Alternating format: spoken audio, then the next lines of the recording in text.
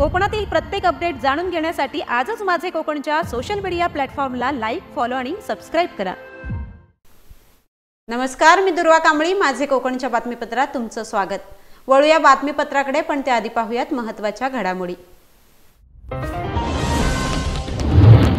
मंडणगड तालुक्यात नागरिकांना विविध समस्यांविरोधात शिवसेना उबाटा पक्ष आक्रमक।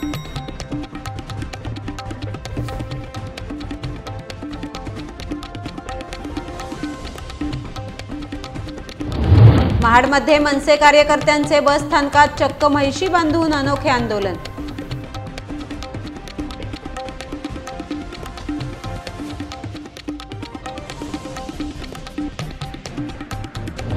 मंत्री उदय सामंतांना उबाटा पक्ष पराभूत करेल। आमदार राजन साळवींचा मंत्री उदय सामंतांवर घणाघात।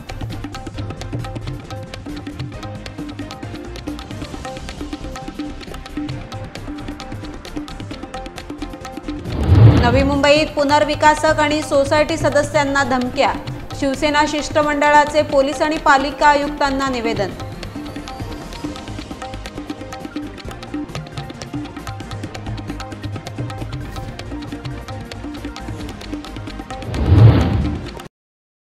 पाहूया सविस्तर वृत्त।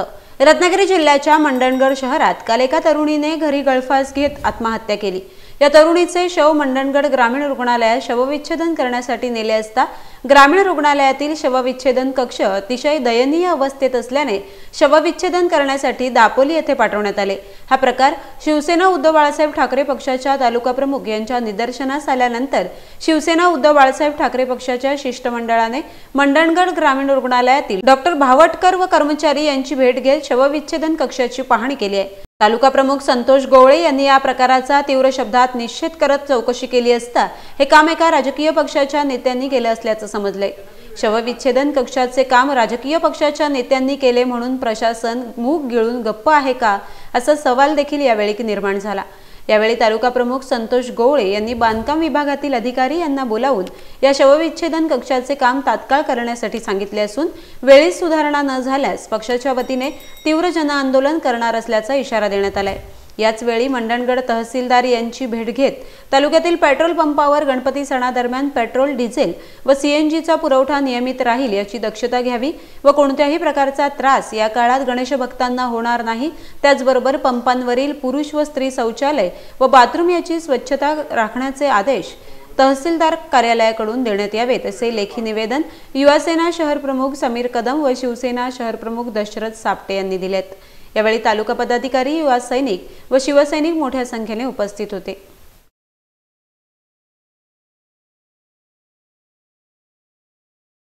रायगड जिल्ह्यातील महाड एसटी स्थानकाची झालेली दुरावस्था आणि रखडलेल्या नवीन बसस्थानकाच्या इमारतीमध्ये महाड मनसेतर्फे जनावरे बांधून अनोखे आंदोलन करण्यात आले।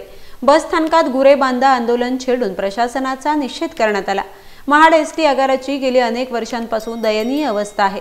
त्याचप्रमाणे बांधण्यात येणारी नवीन इमारत देखील गेले काही वर्षांपासून निधी अभावी रखडली आहे। जुन्या बस स्थानकातील रस्त्यांवर चिखल आणि खड्ड्यांचे साम्राज्य पसरले असून त्यामुळे प्रवाशांची मोठी गैरसोय होते।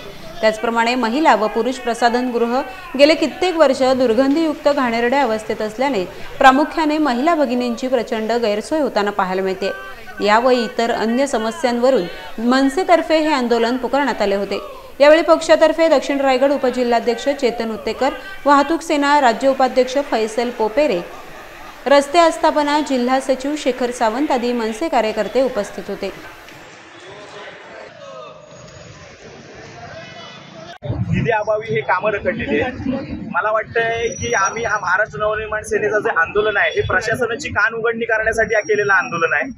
की एक साईडला एक पैसे वाटतायत आणि दुसरी साईडला निधी अभावी कामं रखडवलेली आहेत। तुम्ही बघितलं तर महाराष्ट्रात सर्वात घाणेरडं प्रसाधनगृह महिलांसाठी आणि त्या पुरुषांसाठी आहे। कित्येक वर्ष रखडलेली कामं आहेत ही। उदय सामंत हे 2024 निवडणुकीत भारतीय जनता पार्टीच्या कमळाचे उमेदवार असतील। उदय सामंत ना शरद पवारांचे होऊ शकले ना उद्धव ठाकरेंचे, असे म्हणत 2024 रत्नागिरी विधानसभा मतदारसंघात उदय सामंत यांना शिवसेना उद्धव बाळासाहेब ठाकरे पक्ष पराभूत करेल असा घणाघाती आरोप आमदार राजन साळवी यांनी व्यक्त केलाय। 15 वर्ष एका झेंड्याखाली एका पक्षाखाली एका ठिकाणी काम करत मी प्रवास केला, पण जे आज पालकमंत्री उदय सामंत बोलतात आहेत त्याचा इतिहास त्यांनी सांगावा. राष्ट्रवादीचा कार्यकर्ता म्हणून, शरद पवारांचा कार्यकर्ता म्हणून त्या ठिकाणी राष्ट्रवादीकडनं आमदार झाले 5 वर्ष करता, नंतर पुन्हा 5 वर्ष करता आमदार झाले त्या ठिकाणी. त्या शरद पवारांच्या पाठीत खंजीर खुपसून त्यांच्याशी गद्दारी करून ही माणसांनी राष्ट्रवादी पक्ष सोडला आणि तिथून ते आले शिवसेना उद्धव बाळासाहेब ठाकरेंना भेटायला आले. त्यांच्या पक्षामध्ये ते आले, त्या पक्षाची त्यांनी उमेदवारी घेतली आणि त्यावेळेला स्थानिकांचा विरोध असताना सुद्धा आम्ही एक शिवसेनेचा आमदार वाढला पाहिजे रत्नागिरीमध्ये, धनुष्यबाणासाठी त्यावेळी लोक आतुर झाले होते रत्नागिरीचे, आणि म्हणून त्या परिस्थितीमध्ये आम्ही त्या ठिकाणी उदय सामंतांना उद्धव साहेबांच्या आदेशाप्रमाणे आम्ही सहकार्य केलं. राजापूर लांजाचा मी उमेदवार असताना सुद्धा त्यातले 5-6 दिवस 8-10 दिवस काढून मी रत्नागिरीला लोकांना समजवायला गेलो आणि त्या ठिकाणी उदय सामंतांना आम्ही निवडून दिलं. त्या उदय सामंतांना उद्धव साहेब बाळासाहेब ठाकरेच्या वतीने उद्धव साहेबांनी त्या ठिकाणी मंत्रिपद देऊ शकले नाही, परंतु त्या ठिकाणी त्यांनी त्यांना म्हाडासारखं एका मोठ्या पदाचं अध्यक्षपद देऊ केलं. आणि काय करणार, मग 4थ्या टर्मला त्या ठिकाणी पुन्हा त्यांना उमेदवारी दिली. आमच्या शिवसेना पक्षामध्ये मूळ शिवसेनेची अनेक मंडळी त्या ठिकाणी नाही म्हटले तोलामोलाचे होते, निवडून येण्यासारखी माणसं त्या भागामध्ये होती, पण उद्धव साहेबांचा आदेश होता, त्या ठिकाणी उदय सामंत निवडून दिलं. परत 4थ्या वेळेला उद्धव साहेबांनी त्यांना उमेदवारी दिली, निवडणुकीला सामोरं गेलं. त्यांना त्या वेळेला उद्धव साहेबांनी, आपल्याला आठवत असेल, उच्च तंत्र शिक्षणाचं मंत्रीपद दिलं आणि सिंधुदुर्ग जिल्ह्याचं पालकमंत्रीपद दिलं. ते न होतं तोपर्यंत पुन्हा उद्धव साहेबांच्या पाठीत खंजीर खुपसून शिंदे गटामध्ये ते गेले, शिंदे गटाकडनं ते उद्योगमंत्री झाले आणि त्या ठिकाणी आज मंत्री म्हणून, पालकमंत्री म्हणून असं पुण्याचं वावरतात आहे. आणि एवढं झाल्यानंतर सुद्धा 2024च्या निवडणुकीमध्ये उदय सामंत, मी सांगतो, भारतीय जनता पक्षाचे कमळावरचे उमेदवार असतील हे तुम्हाला मी धाकी सांगतो या ठिकाणी, हे कोणाचे होऊ शकत नाही. ना शरद पवारांचे होऊ शकले, ना ते उद्धव साहेबांचे होऊ शकले, ना होऊ शकणार ते शिंदे साहेबांचे होऊ शकणार आहेत.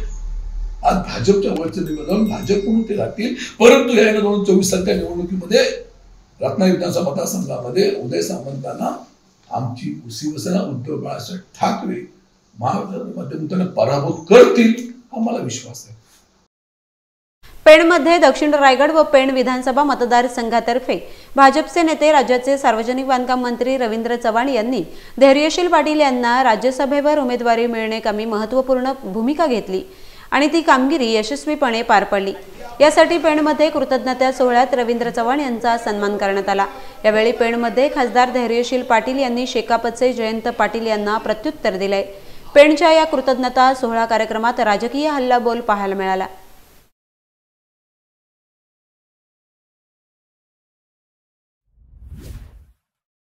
या ठिकाणी आमदार झालो, माझा मी नशिबाने एवढा आहे की ज्या मंडळींना मी सोडलं ते सुद्धा आज माझीच काळजी करतात. याचं 17 महिन्याकडे कसं होणार? मला दिलेली खासदारकी जी आहे ना, ही माझ्या पक्षाने माझ्यावरती दिलेला हा विश्वास आहे. मला भारतीय जनता पक्षाच्या अंतर्गत कोर्टमध्ये मला मान्यता मिळाली, माझ्या कार्यकर्त्याला मान्यता मिळाली. मी ज्या पक्षामध्ये आलो त्या पक्षानं मला स्वीकारलं, असा या खासदारकीचा अर्थ आहे. ही 2 वर्षाची असलेली खासदारकी 17 महिन्याची काही नाहीये. आणि मी तुम्हाला सगळ्या मंडळींना सांगेन की हाच फरक माझ्या पुढाऱ्याला कळला नाही हो. 24 जागा 5 वर्षापूर्वी शेतकरी कामगार पक्षाने जिल्हा परिषदेच्या निवडून आणल्या, 24 जागा, आणि 12 जागा ज्यांनी आणल्या त्यांना अध्यक्षपद दिलं. ज्या माणसाला 12 आली तर 24 आली हे त्यावेळी कळलं नाही. त्यांनी आता या ठिकाणी जास्त कष्ट या ठिकाणी घेऊन. माझी विनंती आहे की येणारा काळ हा फार कठीण काळ. या कठीण काळामध्ये आव्हानं अनेक आहेत आणि या आव्हानाला सामोरं जाणं हे कसं गेलं पाहिजे, कशा पद्धतीने गेलं पाहिजे, तर आमचे नेते आमचे संस्थापक रामभाऊ मालकींनी कार्यकर्त्याने कसं वागावं, कार्यकर्त्याने त्याचं जीवन कसं व्यतीत करावं, या 3 वाक्यामध्ये सांगितलं. आणि ती 3 वाक्य अशी होती की कार्यकर्त्याच्या पायामध्ये भिंगरी असली पाहिजे, कार्यकर्त्याच्या डोक्यावरती बर्फ असला पाहिजे आणि त्याच्या तोंडामध्ये गायेवरती साखर असली पाहिजे. हे सर्व गुण धैर्यशीलजी तुमच्यामध्ये एकदम जुळत आहे. मला खात्री आहे आज जी संधी तुम्हाला मिळाली आहे, या संधीला आपण नक्कीच उजवं ठरवाल. नवी मुंबई शहरामध्ये मागील अनेक वर्षांपासून रखडलेली सोसायट्यांची पुनर्विकास प्रक्रिया सध्या सुरू झाली आहे. मात्र यात काही राजकीय द्वेषींनी दबाव तंत्राचा वापर करून विकासक आणि सोसायटी सदस्यांना धमकी देत वेठीस धरण्याचा प्रकार सुरू केलाय. यामुळे भीतीचे वातावरण निर्माण झाले असून भविष्यात विकास प्रकल्पांवर त्याचा परिणाम होऊ शकतो. वाढते प्रकार लक्षात घेता यावर उपाययोजना करण्याची मागणी शिवसेनेने केली आहे. शिवसेना उपनेते विजय नाहटा व संपर्क प्रमुख किशोर पाटकर यांच्या नेतृत्वात शिवसेना शिष्टमंडळाने नवी मुंबईचे पोलीस आयुक्त येनपुरे तसेच नवी मुंबई महानगरपालिकेचे आयुक्त डॉक्टर कैलास शिंदे यांची भेट घेतली. आतापर्यंत खंडणीचे असे आमच्या सेक्टर 9 मध्ये माझ्या इथे 3 प्रकार घडलेले आहेत. एका विशेष डेव्हलपरला ह्यालाच कामदा द्यायला लावलं आणि आज त्यांना काम दिलंय आणि तो पळून गेलेला आहे आणि त्यांनी समोर ते काम गोदरेजला दिलं, त्याच्याकडनं 23 कोटी रुपये घेतले आणि तो निघून गेलेला आहे आणि आज लोक वाऱ्यावर आहेत. आता हा प्रकार असा घडला, सेम हा प्रकार पंचशील सोसायटीमध्ये नेरूळला घडला. नेरूळमध्ये देखील ह्यालाच काम द्या म्हणून सांगितलं, तिथे व्हाईट हाऊसला बोलावून घेतलं, तिथे जबरदस्ती केली. आता पदाधिकारी घाबरून त्याला काम दिलं, ती कंपनी बाजूला झाली आणि तिथे कोलते पाटील नावाची कंपनी आली, त्याच्याकडनं 13 कोटी रुपये घेऊन तो निघून गेलेला आहे. असं मी आज कमिशनर साहेबांना भेटून सांगितलेलं आहे.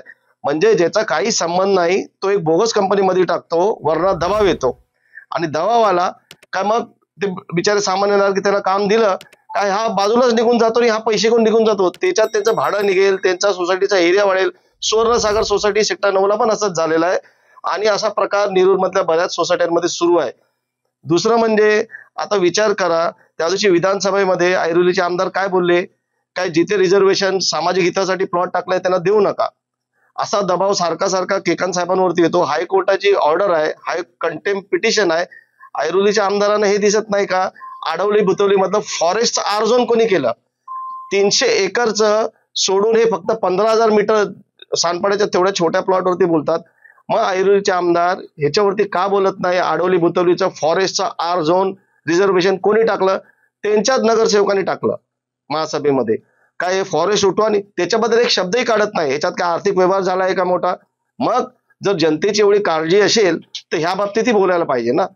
आज दुसरा एक महत्वाचा विषय असा होता की या शहरामध्ये मी असेल, पाटकर साहेब असेल, शिवसेनेचे आमचे पदाधिकारी असतील, आम्ही सगळ्यांनी पाठपुरावा करून या शहरामध्ये रिडेव्हलपमेंट हा खूप मोठा इश्यू आहे. हजारो लाखो लोक त्या जीव मुठीत धरून राहत आहेत. रिडेव्हलपमेंट लवकर झालं पाहिजे, त्या लोकांना घरं मोठी लवकर मिळाली पाहिजेत म्हणून सातत्याने पाठपुरावा करतोय आणि त्याला बऱ्यापैकी गती सीएम साहेबांनी त्यांच्या डेव्हलपमेंट कंट्रोल रूल मध्ये एक सेपरेट चॅप्टर मुंबईसाठी देऊन खूप मदत केल्यामुळे चांगली गती आली होती. मात्र काही नेते मंडळी याच्यामध्ये प्रत्येक कामामध्ये अडथळे निर्माण करतायत असं आम्हाला टाउन प्लॅनिंग मध्ये आणि कॉर्पोरेशन डिपार्टमेंटच्या अधिकाऱ्यांशी चर्चा करताना कळालं. त्या ठिकाणी प्रकरण अनेक दिवस पडून होते. आम्ही म्हटलं तुम्ही पडून का ठेवता, रिडेव्हलपमेंट टॉप प्रायोरिटी आहे. तर ते मग हस्ते परस्ते ते सांगतात की आमच्या नेत्यांचा दबाव आहे, आमच्या नेत्यांचा दबाव आहे. मग आम्ही नीट माहिती घेतली, काही सोसायट्यांची नावं आमच्याकडे आली. त्या ठिकाणी त्या सोसायट्यांच्या पदाधिकाऱ्यांना दमदाटी करून अमक्या कॉन्ट्रॅक्टरला टेंडर द्या, तमक्यालाच द्या, अमक्याला टेंडरचा फॉर्म देऊ नका, त्याच्यानंतर याच्याच नावाने मंजूर करा, अशा प्रकारची दादागिरी किंवा टेंडर टाकणार तू टाकू नको अशा प्रकारची दादागिरी फक्त पैसे वसूल करण्यासाठी केली जाते असं आमच्या लक्षामध्ये आलं. आणि म्हणून आम्ही जाऊन आज पोलीस कमिशनरकडे लेखी स्वरूपामध्ये तक्रार केलेली आहे की अशी आहे, याच्यासाठी तुम्ही वेगळा सेल उघडा आणि हे जे सोसायटीवाले लोक आहेत त्यांना त्यांची इच्छा असेल त्याप्रमाणे त्यांचा जो कोणी कॉन्ट्रॅक्टर असेल, डेव्हलपर असेल, त्याप्रमाणे काम करण्याची मुभा द्या. एकेका ठिकाणी 200-200 गुंड पाठवून त्या ठिकाणी सोसायटीच्या पदाधिकाऱ्यांवर दबाव आणला जातो. रत्नागिरी जिल्ह्याच्या खेड तालुक्यातील घाणेकुंट येथे एकात्मिक बालविकास योजनेअंतर्गत बालमेळावा घेण्यात आला. यामध्ये 0 ते 3 वयोगटातील बालकांचा शारीरिक, बौद्धिक आणि मानसिक विकास साधण्याच्या दृष्टीने बालकांच्या मातांना विशेष मार्गदर्शन या मेळाव्यामध्ये करण्यात आले. यासाठी प्रथम एज्युकेशन फाउंडेशन आणि एकात्मिक बालविकास योजना प्रकल्प खेड बीट लेवल यांच्या वतीने आणि ग्रामपंचायत घाणेकुंट, परशुराम रुग्णालय Ghanekunt Lote, rotary club, rotaract club Lote व इनरव्हील क्लब लोटे यांच्या सहकार्याने हा बालमेळावा आयोजित करण्यात आला होता. लेव्हल बीट मधील सर्व अंगणवाडी सेविकांनी यामध्ये 0 ते 3 वयोगटातील बालकांचा आहार, खेळणी यांचे प्रदर्शन आयोजित केले होते. त्याचप्रमाणे त्याने उपस्थित राहिलेल्या महिलांना मार्गदर्शन देखील केले.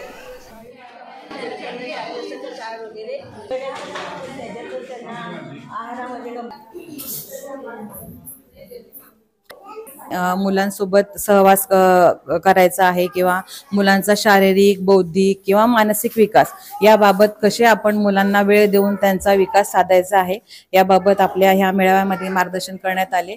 तसेच हा मेळावा आयोजित केल्यानंतर आपल्या कार्यक्रमात ज्या महिला उपस्थित आहेत त्यांना अतिशय चांगल्या प्रकारे असं पुढे त्यांच्या मुलांच्या भविष्यासाठी उपयुक्त असे मार्गदर्शन त्यांना मिळालेले आहे. आपले हे वेगवेगळ्या प्रकारचे जे आपण स्टॉल लावलेले आहेत, बौद्धिक विकास, शारीरिक विकास, ते स्टॉल बघितल्यानंतर मातांना एक आत्मविश्वास निर्माण होणार आहे की खरंच ह्या कार्यक्रमामधून मी माझ्या बाळाला अशा प्रकारे मी घरी त्याचं हे करून घेऊ शकते क्रियाकृती. आपल्याला शासनाचे जे व्हिडिओ येणार आहेत, आयडिया व्हिडिओ, ते व्हिडिओ प्रत्येक मातेने बघायचे आहेत आणि त्या व्हिडिओ प्रमाणे आपल्या बाळाकडून तशा क्रियाकृती करून घ्यायच्या आहेत ग्रुपमध्ये.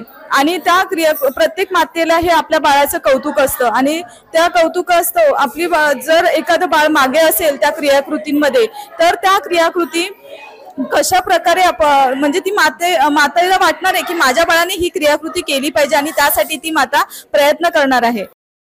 या बातमीसह वेळ झाली बातमीपत्रात इथेच थांबण्याची. भेटूया पुढील बातमीपत्रात. पाहत रहा फक्त माझे कोकण.